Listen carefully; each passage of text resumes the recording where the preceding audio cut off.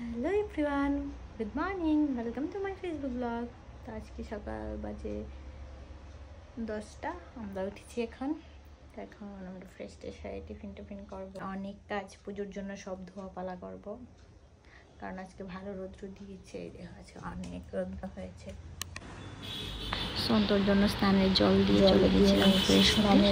তো ফ্রেশ ট্রেশ হয়ে বসিয়ে দিয়েছিলাম একদিকে গরম জল আর একদিকে চায়ের জল।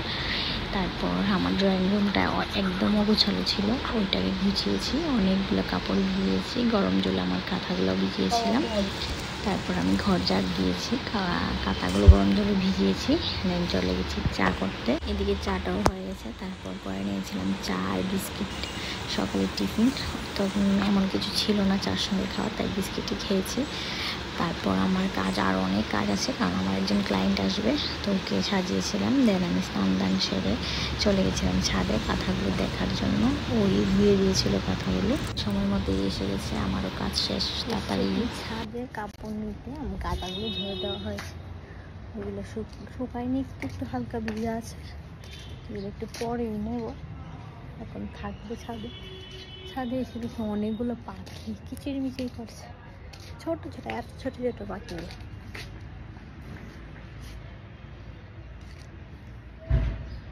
এটা তো বেশ ভালোই লাগছে, সন্ধে হচ্ছে, সানলাইট। সন্তরে ঘুমটা দিয়ে এসেছি, ভীষণ ভালো লাগছে সানলাইটটা। ছাদে আসলে বেশ ভালো লাগে। সন্তকে আমি এসেছিলাম ওই দিন। এই গাছগুলোতে সারা বছরই ফুল থাকে। এই হলো আমার ধনেপাতা গাছ, আমি বলেছি না অনেকগুলো ধনেপাতা হয়েছে। তো এই হলো আমাদের ধনেপাতা গাছ। তারপর কাঁথাটা একটু একটু ভিজা ছিল, ওই কাঁথাটা একদম শুকিয়ে গেছে, তো এটাকে আমি এদিকে উল্টিয়ে দিয়ে ওইটাকে নিয়ে গেছিলাম।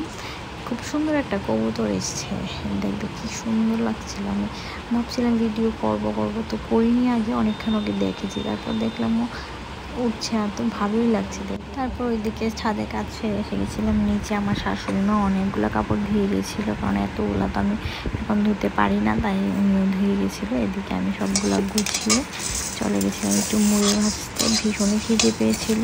আমি সবসময় মুড়ি ভাজার মধ্যে সর্ষের তেল ইউজ করি, কালো জিরে দিই, আদা দিই, পেঁয়াজ দিই না, কারণ অনেকে পেঁয়াজ পছন্দ করে, কিন্তু পেঁয়াজটা দিলে কী হয়, মুড়িটা থেতো হয়ে যায়, মানে মুচমুচে থাকে না। তো আমার মুচমুচে মুড়ি ভাজাটাই বেশি পছন্দ।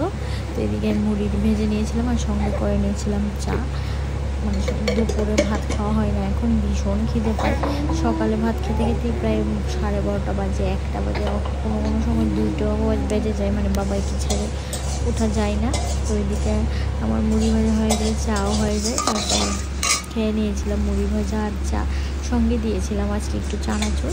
ওকে বলেছিলাম আসার সময় একটু চানাচুর নিয়ে আসতে, মুড়ি ভাজার সঙ্গে দেবো। আমি এমনিতেই মুড়ি ভাজা খাই, চানাচুর কমই দিই, থাকলে দিই, না হলে দিই না। আজকে ইচ্ছে হয়েছে চানাচুর দিয়ে খাওয়া, তাই বলেছি মডার্ন চানাচুর এনেছে আজ থেকে। আর মুড়ি ভাজা বেশ ভালো লাগে খেতে। ও ততটা মুড়ি পছন্দ করে না, কিন্তু ভেজে দিলে খাই। ও এমনিতে মুড়ি খেলে মুখ ছুলে যায় ও, কিন্তু ভাজা মুড়িটা বেশ পছন্দই করে চা দিয়ে।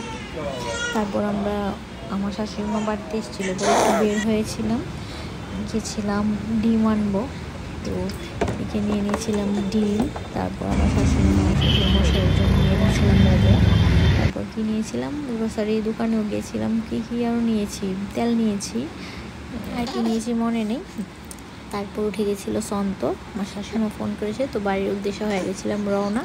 তারপর আসার সময় নেতাজি স্কুল প্যান্ডেলটা দেখে মজাই লাগছে, একদমই হয়েই গেছিলো, প্রায় পুজো এসেই গেছে, আর মাত্র কটা দিন। এসে আগে সন্তকে নিয়ে একটু আদর টাদর করে ওকে নিয়ে রেখেছিলাম অনেকক্ষণ কুলে। তারপর কাজ ছিল অনেকগুলো, সন্তর কাপড়গুলো গুছাতে হবে, ওকে কুলে নিয়ে গুছাচ্ছিলাম। আজকের জন্য এতটুকুই, আবার দেখা হচ্ছে নাকি ভিডিওতে, টাটা।